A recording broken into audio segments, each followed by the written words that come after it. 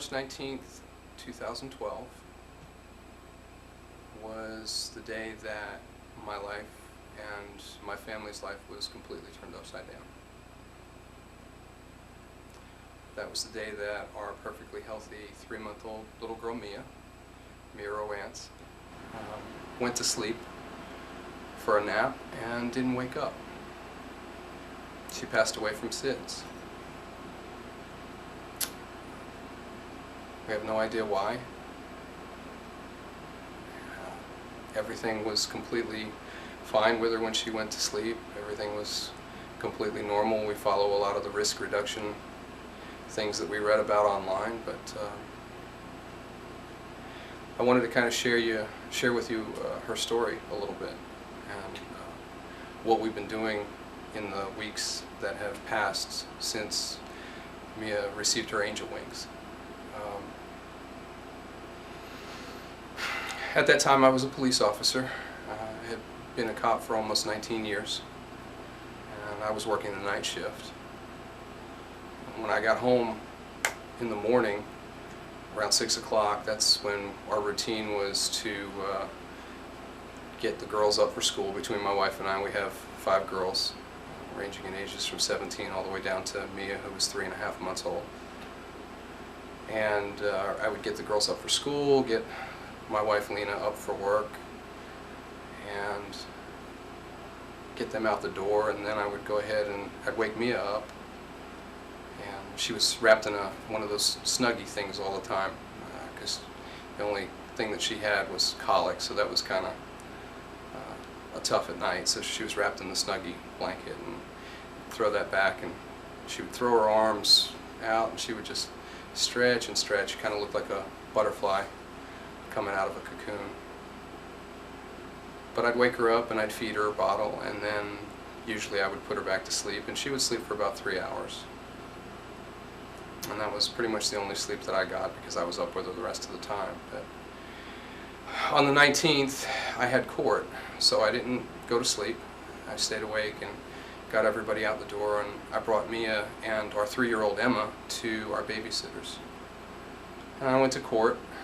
Our babysitter's been keeping kids for 42 years. She's just a wonderful, wonderful woman, and she treats all of her kids like they're her grandkids.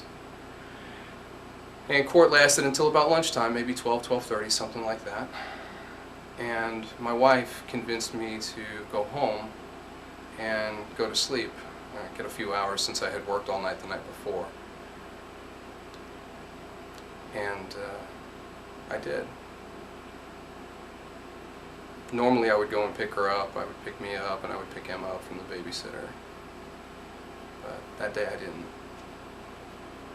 And you can beat yourself up with what ifs, but I know that nothing could have been done. You know, my specialty as a police officer was investigating crimes against children, so I've seen enough crime scenes to know when something is wrong and when something's not.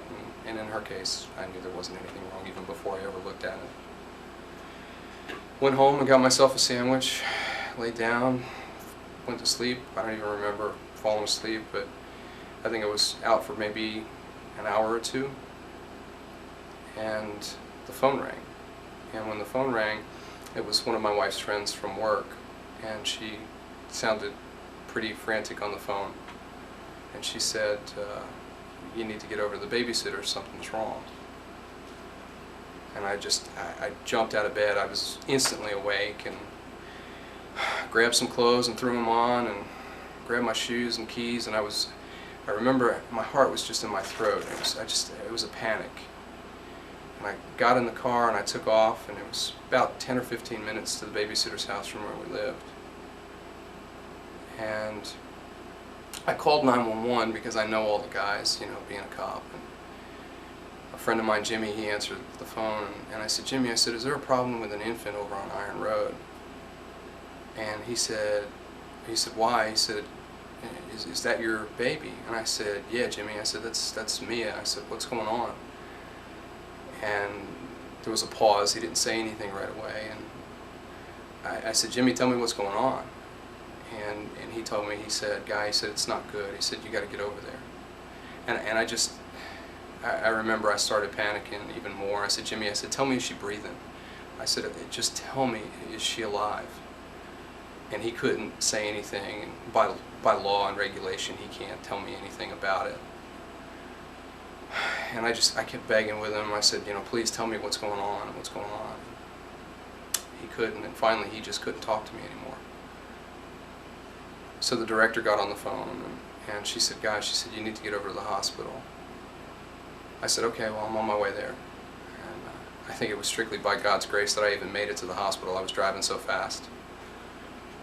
And I remember when we got off the phone, I just started praying. I was like, "God, please don't take my baby. Please don't take her."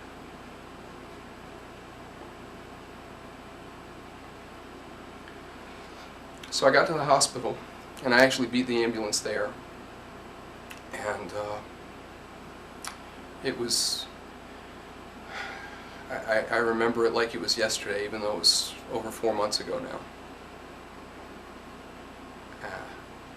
I pulled up, and one of my deputy friends, Jacob, he pulled up right in front of the ambulance, and then the ambulance pulled up behind him, and I went over, and he stood in front of me and was kind of holding on to me, trying to hold me back. And I wasn't trying to fight him because I knew that the EMTs needed to do their job. And when they opened the doors and they brought her out, she was on this big gurney, and she's so tiny, And they were breathing for her with a breathing bag. And I told Jacob, I said, "Jacob," I said, "let me go. That's my daughter."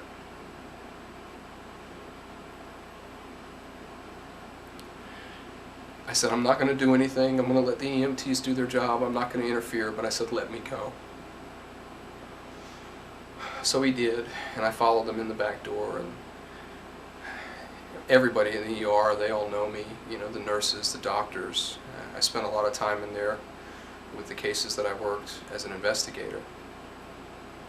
And they guided me to a room that was next to the room where they were working on Mia, trying to resuscitate her, revive her. And I just started praying. I just started talking to God. I just started begging Him and imploring Him, "Please don't take her. Please let her live."